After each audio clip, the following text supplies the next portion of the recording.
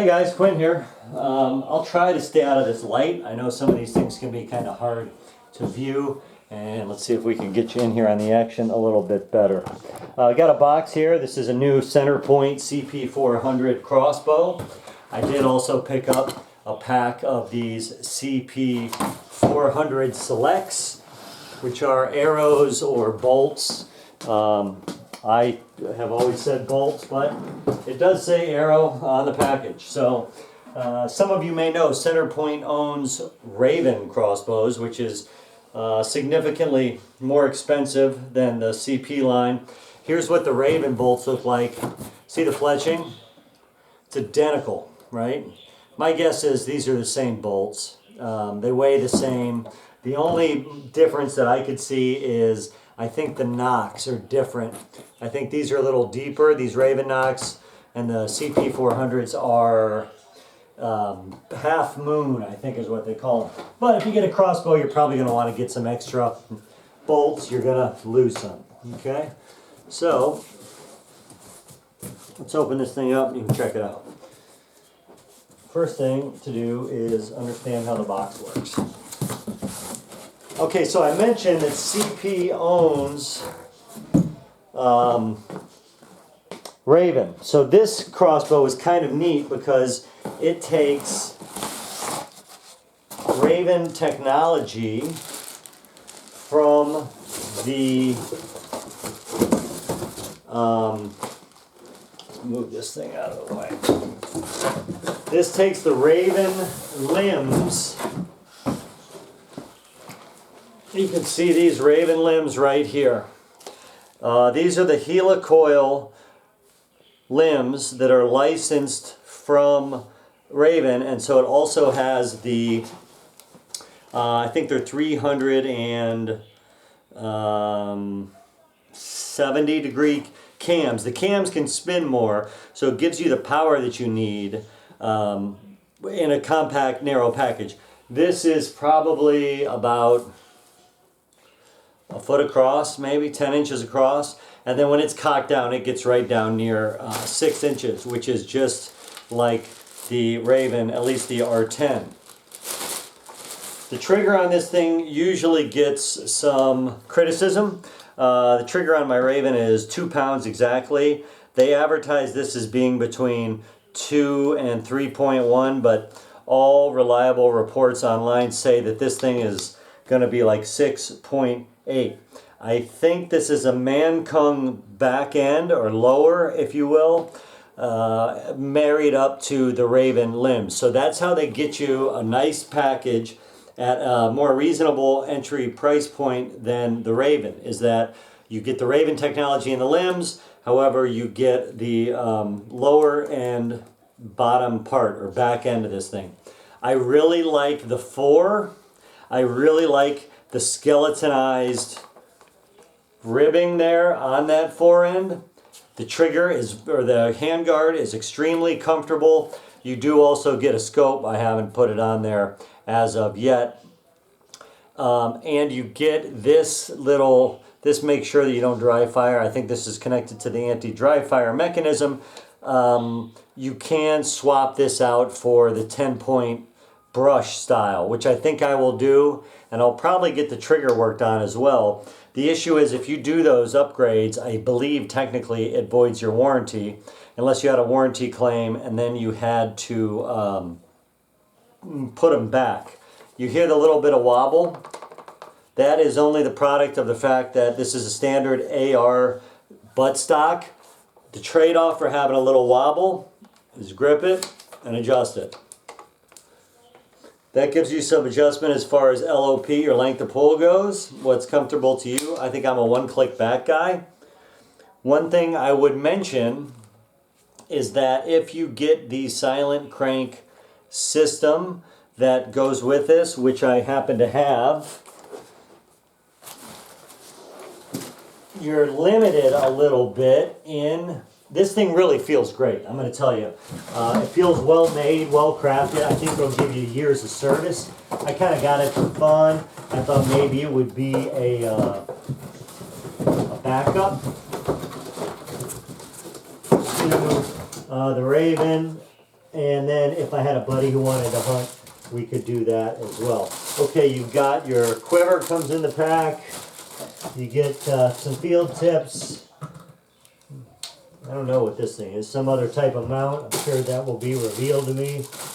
Crossbow scope. This is the 3x32 crossbow scope. I think it is probably the same one that comes on the Raven as well. I'll have to look at that.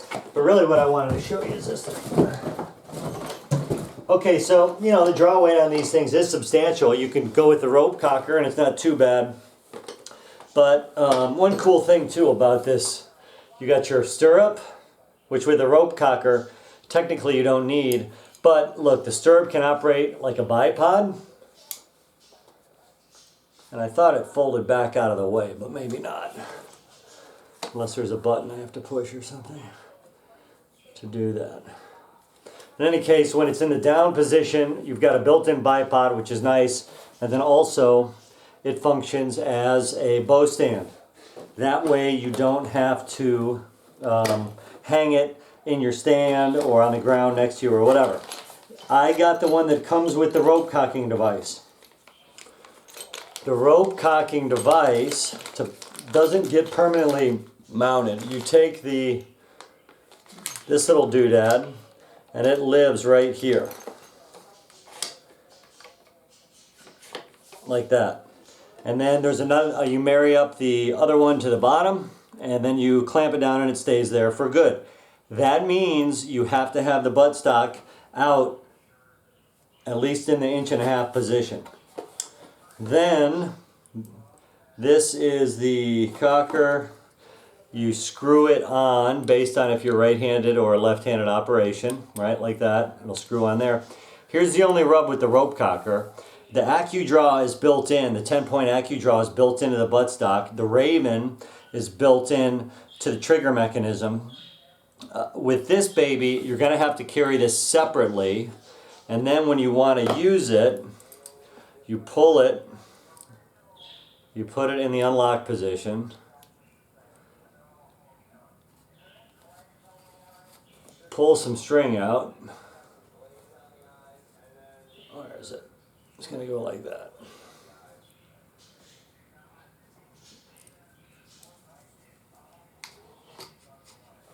And then you're going to put it into that notch that I showed you right there.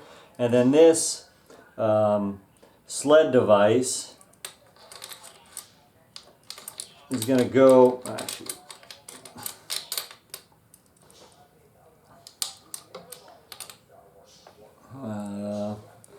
well, I think I'm going to have to look at that. But this goes, let's see, if this is here,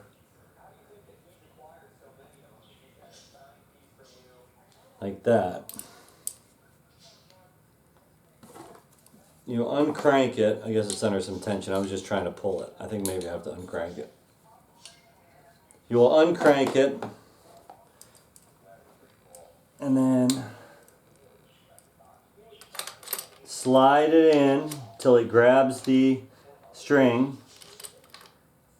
and then you will cock the crossbow that way.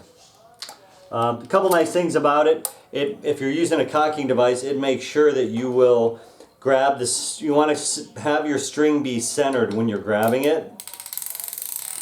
That ensures that your release point is not off center with the trigger mechanism. If it is off center, it will lead to inaccurate shots.